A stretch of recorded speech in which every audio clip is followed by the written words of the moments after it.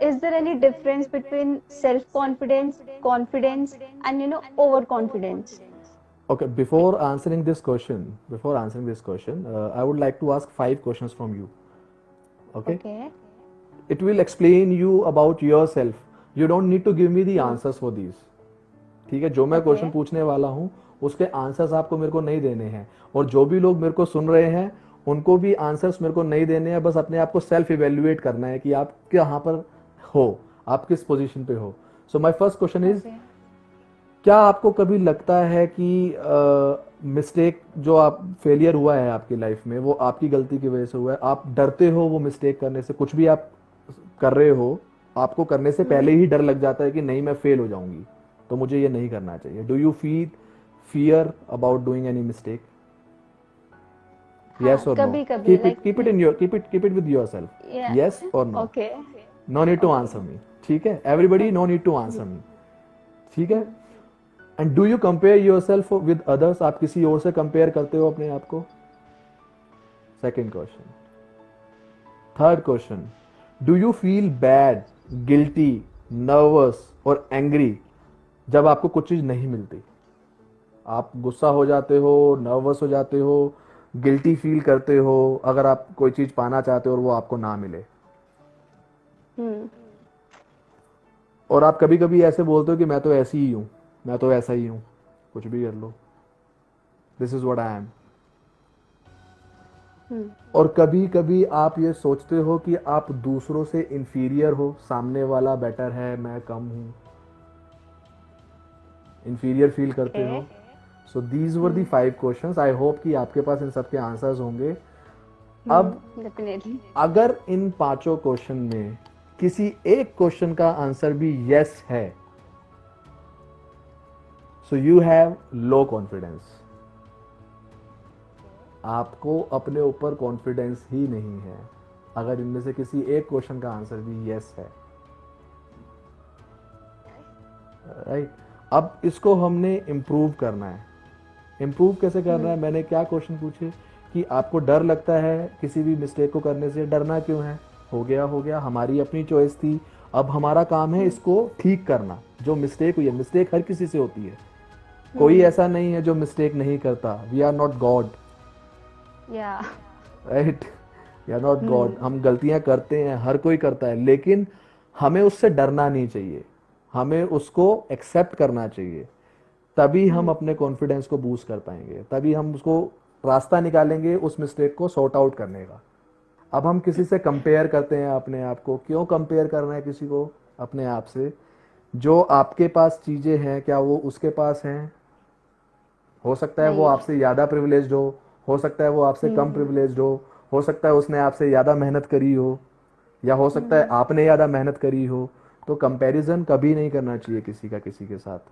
अगर आप वो कंपैरिजन करना छोड़ दोगे तो आप अपने लिए अपने टारगेट खुद सेट करो, अपना गोल खुद सेट करो, और उसको अचीव करने के लिए भी खुद मेहनत करो। तो ये सब चीज़ें जब आप कर लेते हो तो आप अपना कॉन्फिडेंस बूस्ट करते हो।